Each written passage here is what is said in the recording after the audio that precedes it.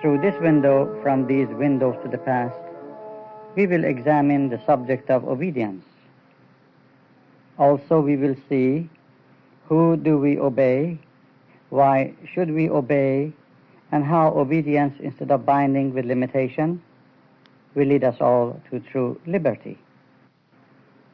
This talk was inspired from a speech by Judge James Nelson, and many segments of it are directly quoted from the Revelation of Baha'u'llah by Adib Tahirzadeh.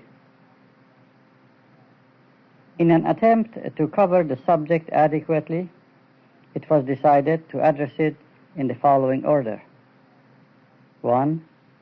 The most great infallibility, authority, and knowledge of Baha'u'llah. 2.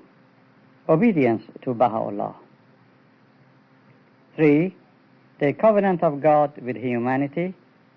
And finally, the paradox of law being the instrument of liberation and not limitation. Before talking about the sensitive issue of obedience, let us use the vantage point of this window and view a revealing and remarkable garden laid open before us. In this very vast and lush garden, every beauty and pleasure is available, and every desire and appetite could be satisfied. Your imagination can draw the picture. On the far end of this garden is heaven, which is the object and the goal. Imagine two people are standing at the entrance gate. This garden, though breathtaking, is not free of dangers. There are traps of self and ego, vicious serpents of vice, thorny paths of pride and passion, and minefields of lust and desire. Then there are those animals in the thick of the lush and tall grass. Some are tamed and could safely be touched, but some are the entertaining animals of backbiting or drugs, which will tear you apart and devour your body and soul. Let us not forget that evil one, the creeping monster of alcohol. It sounds challenging and interesting, but rather scary. One onlooker is anxious and can't wait to charge in and satisfy his sensuality with every pleasure in sight. The only warning for him is a sign posted at the gate which states, "Beware, pitfalls." He is lucky if he could see or read the sign. The other person has a map indicating all the danger zones, traps, and pitfalls. Better yet, he has faith and trust in the map maker. Which one has liberty and feels free? Which one would you rather be? Well, friends, the garden of life with all its pleasures and challenges is ours. The choices are ours. We can feel free to go charging through and hope for the best, or use the guide map, trusting its divine author. Now is a good time to talk about the infallibility, authority, and knowledge of the divine author, Baha'u'llah. In the Kitab-i-Aqdas, Baha'u'llah declares the doctrine of the most great infallibility of the manifestations of God, and that no one else can possess it. It is the inherent characteristic of the manifestation of God, the same way that light and heat are inherent to the sun. The reason that his power is hidden behind the veil of his human temple is that if his naked glory were to be openly revealed, all human beings would instantly recognize him, and by so doing, they would lose their free will and become puppets of God. However, Baha'u'llah at times revealed a measure of his hidden glory to those who had recognized him for further certitude and confirmation. There are many stories. Just one story at this time will suffice. When the hand of the cause and the silver-tongued poet Ali Muhammad Varqa, who eventually with his 12-year-old son Ruhullah drank the cup of martyrdom, attained the presence of Baha'u'llah for the first time in Akka, he found Baha'u'llah's face very familiar, as if he had seen him before.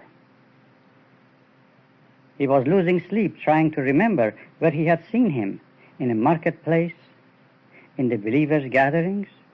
He could not remember, until after several times in his presence, Baha'u'llah told him, Varqa, burn away the idols of vain imagining.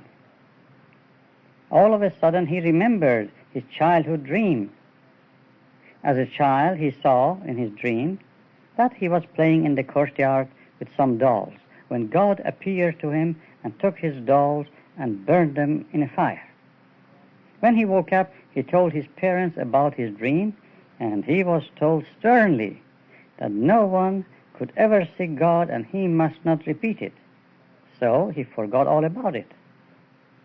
Yes, indeed, that was when he had seen the face of Baha'u'llah. Imagine, that was 15 or 20 years earlier when Baha'u'llah was in Baghdad. He appeared in a child's dream and infused in him such a potentiality that later on made him an apostle of Baha'u'llah and the hand of the cause. Another day, when at the presence of Baha'u'llah in adoration, the thought occurred to him that of course he recognized Baha'u'llah as the supreme manifestation, but how grateful he would be if Baha'u'llah in the course of his conversation would show him a sign. At that moment, like a flash, a sentence from the Quran came to his mind. So, his wish was that if Baha'u'llah in the course of his conversation would mention that verse. It didn't take too long before Baha'u'llah mentioned the very same verse. Now listen to this. Varqa was delighted, he was overjoyed, but told himself that it may have been a mere coincidence. Abruptly Baha'u'llah turned to him and said, In ham kafi nabud? Means, wasn't this sufficient proof to you? He was dumbfounded, was shaken, but assured. No wonder later on he begged Baha'u'llah that he and one of his sons could be accepted as a sacrifice for Abdul Baha when he heard Baha'u'llah praising the station of Abdul Baha. With this glance at the hidden glory of Baha'u'llah, he reached the pinnacle of faith and certitude, which is difficult for many of us to comprehend. One believer, Agha Rizai Sa'adati, stated that in the gathering of friends, if Baha'u'llah turned his face to a believer, that person was unable to gaze upon his countenance.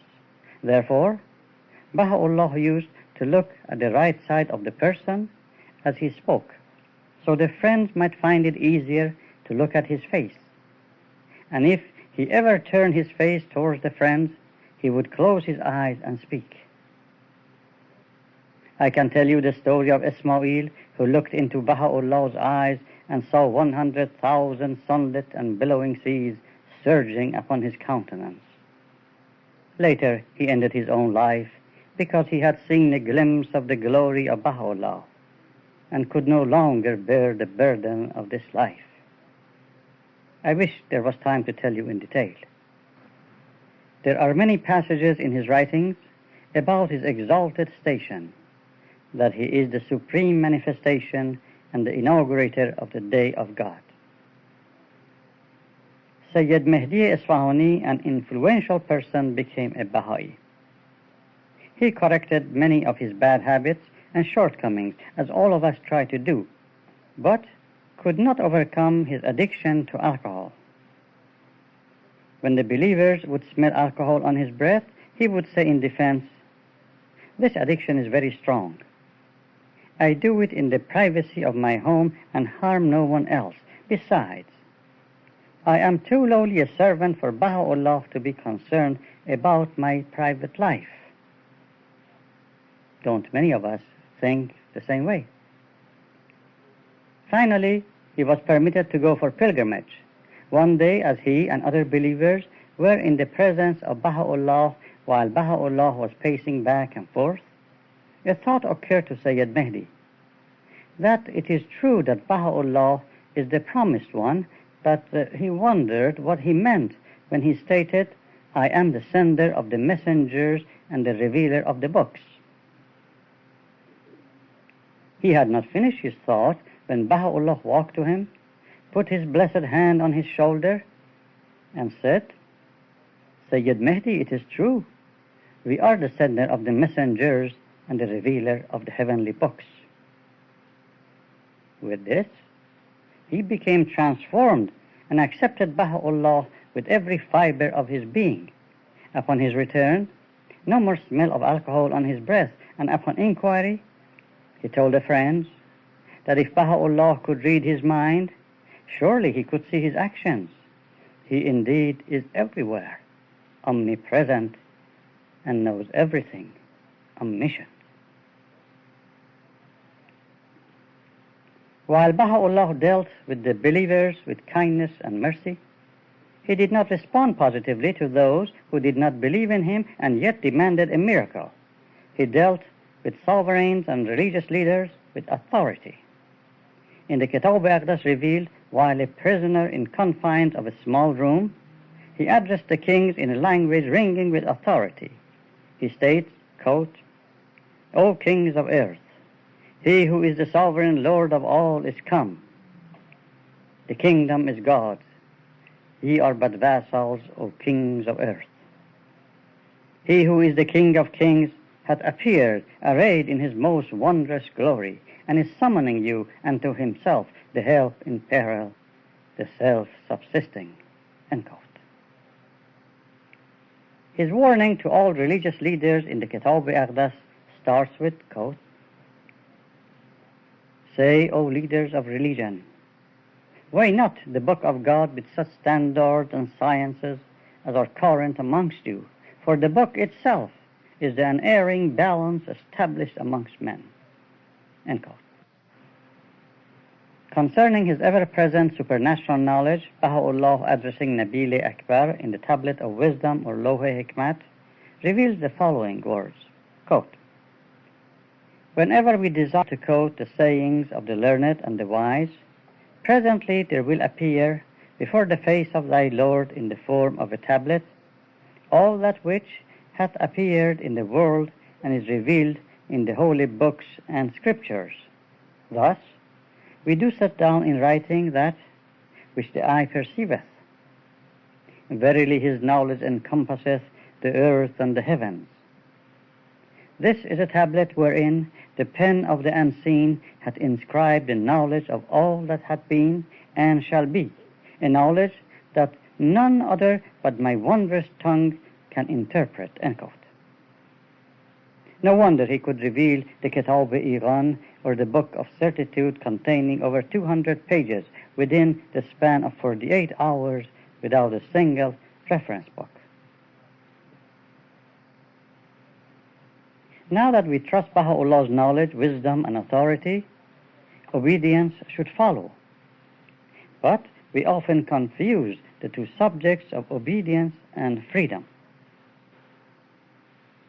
Many think that freedom means freedom to disobey or go rampant, while Baha'u'llah states that this kind of freedom belongs to the animal kingdom. He states in the Kitab-i-Aqdas, quote, "Liberty must, in the end, lead to sedition, whose flames none can quench. Thus warneth you he who is the reckoner, the all-knowing. Know ye that the embodiment of liberty and its symbol is the animal. That which beseemeth man is submission unto such restraints as will protect him from his own ignorance and guard him against the harm of the mischief maker. Liberty causeth man to overstep the bounds of propriety and to infringe on the dignity of his station. It debaseth him to the level of extreme depravity and wickedness." End quote. Who do we obey and where does it stop? The county, state, or federal laws? How about Baha'i laws?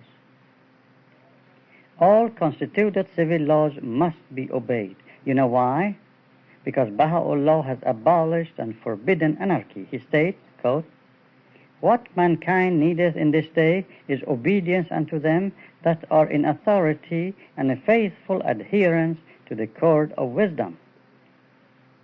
The instruments which are essential to the immediate protection, the security and assurance of human race have been entrusted to the hands and lie in the grasp of the governors of human society. This is the wish of God and His decree. End quote. Is there a place that Baha'u'llah sanctions disobedience? Yes, there is.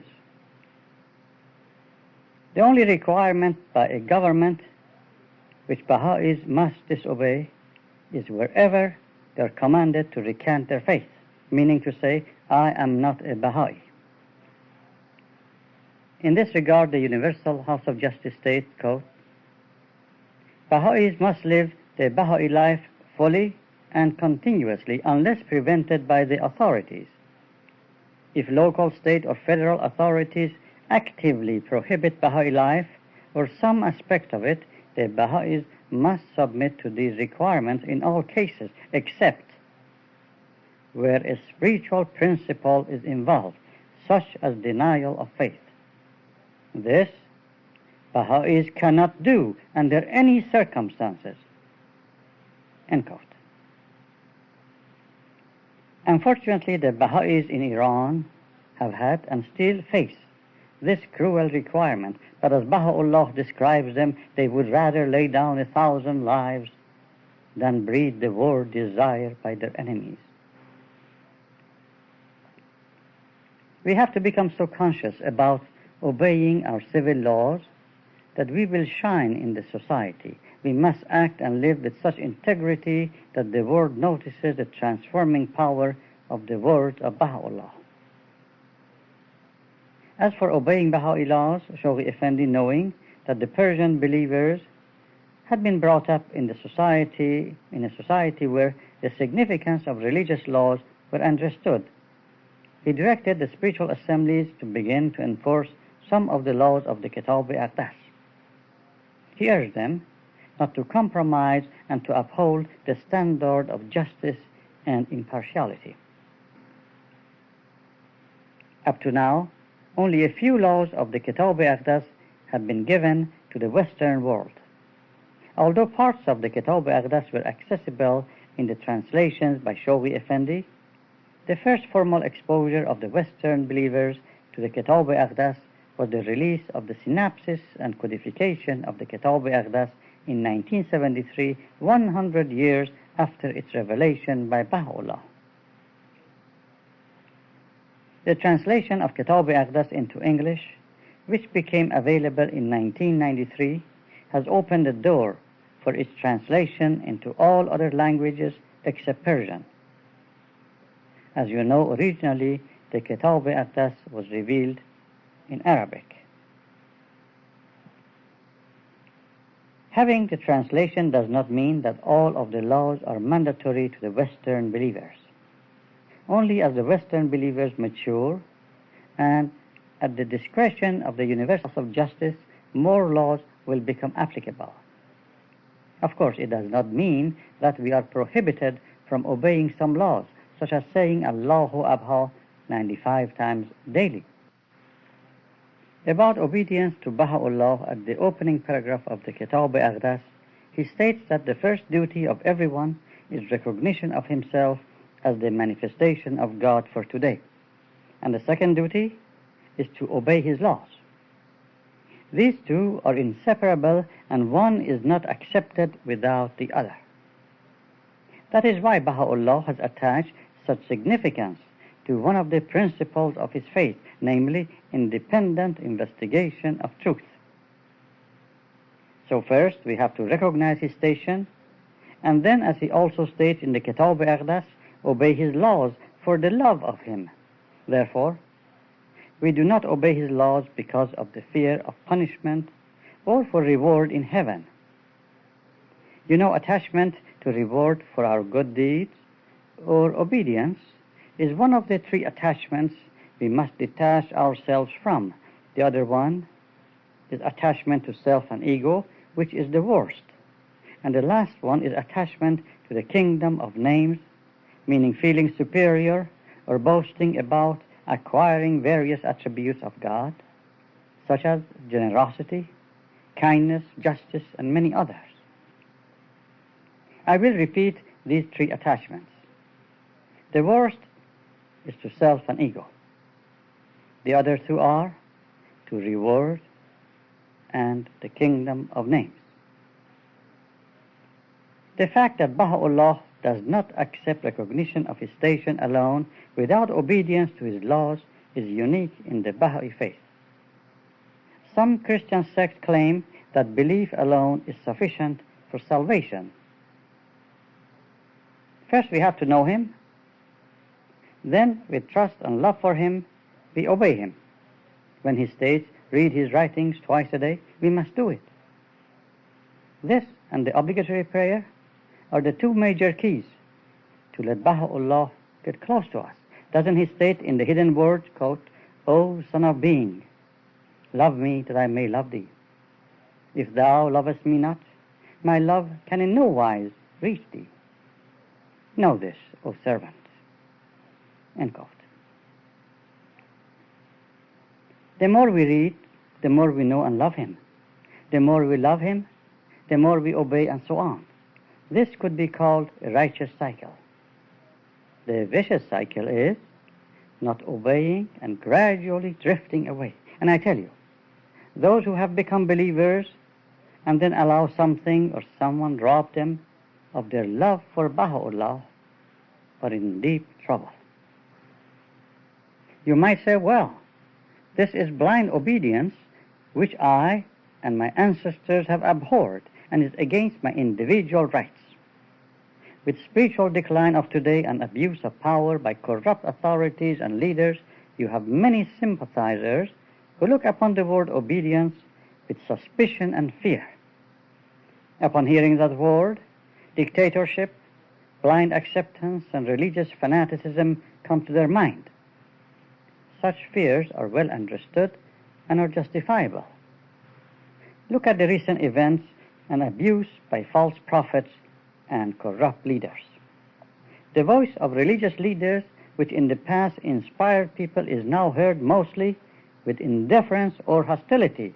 The reason is that with the coming of Baha'u'llah, religious leaders have become fallen stars. Listen to his momentous prophecy while these leaders were at the peak of power and authority and he was just a prisoner. Quote, from two ranks amongst men power had been seized, kings and ecclesiastics. End quote. In Baha'u'llah's messages to Christian leaders, he declares, quote, ye are the stars of the heaven of my knowledge. My mercy desireth not that ye should fall upon the earth. And then further on he states, when I came unto them in my majesty, however, they turn aside from me. They verily are of the fallen. End of quote. As one studies human behavior, one sees that people wholeheartedly obey any person or institution when it seems to be in their self-interest to do so. The same person who rebels against blind obedience follows the highway sign to get to his destination, or a patient who trusts his physician follows his advice even if it is amputation of a limb to save his life. Likewise, Baha'is do not advocate blind obedience, but as we meditate on the all-encompassing scope of the revelation of Baha'u'llah and attain more mature understanding, we can then see clearly that it is in our self-interest to obey his laws. As in the garden analogy at the start of this presentation, we recognize Baha'u'llah's knowing the path and showing us the way. We cannot recognize and accept him as a skilled divine physician for mankind and neglect or ignore his prescription. When he states twice a day reading of his verses, that is it. Just do it. It does us good, and the effect is guaranteed. Now let us discuss the covenant of God with us. Mankind physically is an animal and bound by the laws of nature, but is also a spiritual being and therefore bound to the covenant of God with him. In every covenant, there are two parties involved. The mere act of creation brings about the covenant of God with each individual, which has two sides.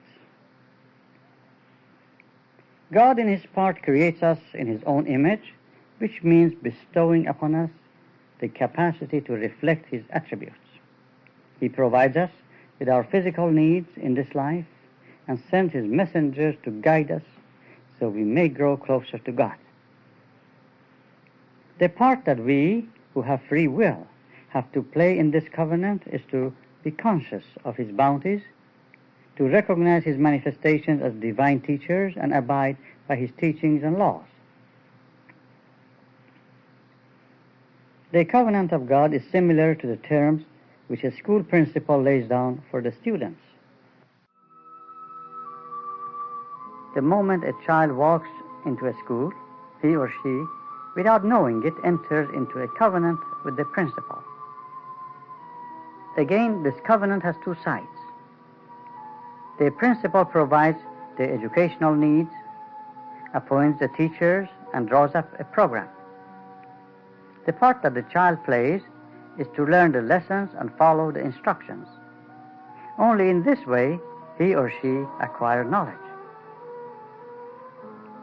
The terms of this covenant are drawn up by the principal alone, and the child has no say in it. The principal is strong, knowledgeable, and wise. The purpose of doing our part of the covenant with God is to become a spiritual being and acquire eternal life. In view of past discussion, we acknowledge the authority, knowledge, and wisdom of Baha'u'llah. Therefore, we will observe his commandments for the love of his beauty. Now, a few words about reward and punishment. In Lawh Maqsood, which is one of the supplementary tablets to the Kitab-i-Aqdas, Baha'u'llah states, quote, "The structure of world stability and order had been reared upon and will continue to be sustained by the twin pillars of reward and punishment." End quote. He has authorized the House of Justice to legislate new laws and modify the punishments he has set for certain crimes such as arson and murder. Baha'u'llah in the same tablet states, quote, "Justice has a mighty force at its command. It is none other than reward and punishment for the deeds of men. By the power of this force, the tabernacle of order is established throughout the world." End quote. In the present-day society, justice is not served. The tendency is towards leniency, reduction of sentence, and try to direct the blame on the society. As we witness, violence and crime have increased at alarming rate. The teachings of Baha'u'llah advocate the opposite attitude. Many people today could disagree with Baha'u'llah's teaching in this regard. They would rather advocate leniency and forgiveness instead of punishment because they are mainly concerned about this physical life and are not taking into account the eternal spiritual life. To demonstrate the benefits to the soul when a person receives his punishment in this life, Baha'u'llah gives the following example. If a man steals the seed of a plant from someone in springtime and returns it soon, he does not owe the owner anything more. But if he waits until summer, he owes the owner a plant with its fruits. Similarly, the burden of sin is much lighter if the sinner receives his punishment in this life. As for kindness and forgiving and acts of crime, the following story will shed some light on the subject. Lawh Dunya, or the Tablet of the World, was revealed in the honor of Agha Mirza Aghay Afnan, titled Nuruddin by Baha'u'llah.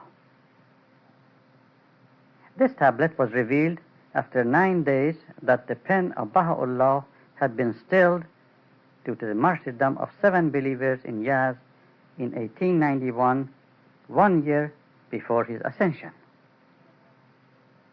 In the tablet he stated that he was so overjoyed and grateful to God that his exhortations have had such effect on his followers that the believers interceded on behalf of their enemies. To appreciate this statement, the following explanation will help. In those days lived a generation of the believers who were previously Babis and following Islamic tradition used to draw their swords in their defense. Such a transformation to be martyred without defense and then the relatives interceding on behalf of the murderers is worthy of appreciation. The story behind this statement is as follows. Haji Muhammad Reza attained the presence of Baha'u'llah in Akka. He begged Baha'u'llah to accept him as a martyr. Baha'u'llah told him it was not necessary, as many souls already had sacrificed their lives, but he was very insistent, and to the second request Baha'u'llah remained silent. Haji took his silence as a sign of consent. Later he asked Baha'u'llah to assign him to go to a city. Baha'u'llah told him to go to Ashgabat. On July 1, 1889, Haji had invited all believers of Ashgabat to a feast. On that day he received a tablet from Baha'u'llah honoring and blessing him for his services and assured him that his deeds were manifest before him. In that tablet he states that a great upheaval has occurred in that city and described it as an attack of a serpent on a believer who is the recipient of the bounties of his Lord. This tablet was read to the friends gathered in that feast. Mirza Abul Fazl, the great scholar who was present, explained that since Baha'u'llah used the past tense, it was an absolute and inevitable. Haji got up and said he believed that he was the one whose martyrdom Baha'u'llah foretold. Ashgabat was a new city in Russian Turkmenistan close to the border of Iran. Many persecuted Baha'is found it peaceful, but the progress of the faith aggravated the Muslims in that city who plotted the assassination of a number of prominent believers. About 5 weeks after the day that the tablet was read, 2 Muslims attacked Haji in the marketplace with daggers and stabbed him 32 times amidst great jubilation of the crowd who watched. The word bloodthirsty could not be more befitting, as they were seen to lick their daggers. Russian police came and took them into custody. On discovering the plots, the believers sent a petition to the government, which investigated and after trial sentenced the 2 murderers to be killed by hanging and the rest of the plotters to life in Siberia. This was unusual for the Muslims, who used to be rewarded by Persian authorities for killing the Baha'is.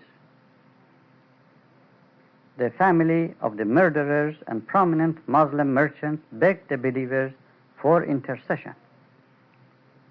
A gathering of prominent believers was called, and after consultation, they told the government the request for reduction of the sentence. This was kept a secret by the government. The day of the execution arrived. The gallows were erected and the graves were dug. The prisoners were led to the scaffolds. When the moment came, the official of the government announced that because of intercession of the Honorable Baha'is, the sentence was reduced to life in Siberia. This was the act that pleased Baha'u'llah, and he called it a princely act because the believers obeyed his injunction against the use of sword in retaliation. However, it should be understood that Baha'is do not advocate leniency and reduction of punishment for crime. Abdul Baha has made it clear that the victims have no right to forgive the punishment for a crime, since suffering from the punishment is negligible compared to the benefits for the protection of society. And now the paradox of law as the instrument of liberation. In this dispensation, Baha'u'llah has changed the meaning of law. The dictionary describes law as rule of conduct enforced by a controlling authority. Baha'u'llah in the Kitab al-Aqdah states, quote, "Think not we have revealed unto you a mere code of laws. Nay, rather, we have unsealed the choice wine with the fingers of might and power." End quote. We might superficially consider this verse as poetic and beautiful, but neglect the metaphor. With this sentence, Baha'u'llah has opened a new phase in the spiritual evolution and moral transformation of mankind. What does the choice wine have to do with law? In Islam and the Baha'i faith, drinking of wine is forbidden. Obviously, the metaphor gives the spiritual analogy of a good and strong wine. Instead of binding with limitation the one who drinks it, it eliminates inhibition and gives the feeling of liberation. Similarly, the choice wine of Baha'u'llah's laws will free and liberate those who obey them. With transformation of human nature, Baha'u'llah's laws will become a part of our conscience, freeing us from our baser nature. You see, motivation for avoiding wrongdoing and crime is based on spiritual strength and moral value. Protection is built from within and not by erecting walls outside. This is a novel concept of law as the instrument of liberation. The primary agent for enforcement of Baha'u'llah's laws is not fear, but the love of his beauty. And if there is fear, is not the fear of the fire of hell as taught in some other religions, but the fear of displeasing the one we love. In every civilized country, there are bounds of constitutional law. To overstep such bounds brings anarchy. Baha'u'llah offers his laws and ordinances which provide ample liberty within its framework. Friends, as was said at the beginning, the garden of life with all its pleasures and challenges is ours. The choices are ours. Let us choose and obey the divine guide, Baha'u'llah.